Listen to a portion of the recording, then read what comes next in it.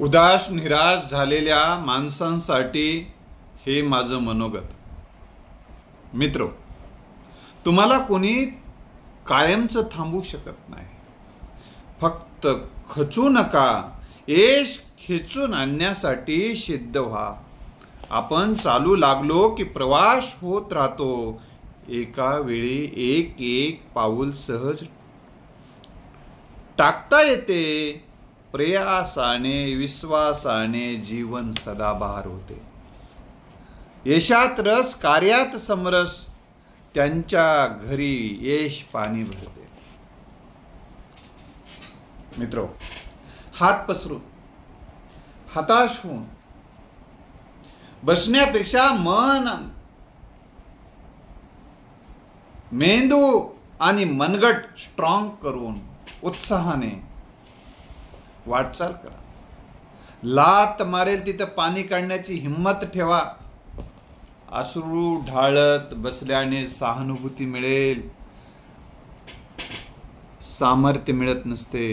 घाम गाळूनच सामर्थ्य मिळवायचं असते. लहान करण्याचे प्रयत्न तुमच्या संदर्भातच झालेत असं नाही. नायकांच्या वाटेत असे काटे येतच असतात. यशाचा मार्ग खडतरच असतो. प्रश्नांची उत्तरे देण्यासाठी सिद्ध राहा. प्रश्न सोडत सोडत वाटचाल करा.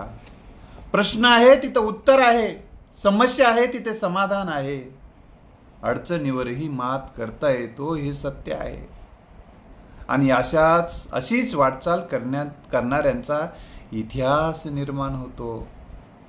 ध्यानी मनी ध्येयाचा ध्यास आणि त्याचाच अभ्यास असेल तर जनतेच्या मनामनात इतिहासाच्या पानापनात तुम्हीच दिसाल.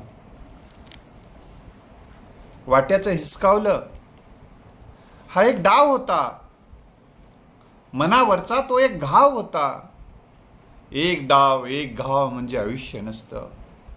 एक डाव आणि एक घाव म्हणजे आयुष्य नसतं. तरी तुमच्या क्षमता कौशल्यांच्या बळावर असे घाव आणि असे डाव तुम्हाला दूर करायचे आहे.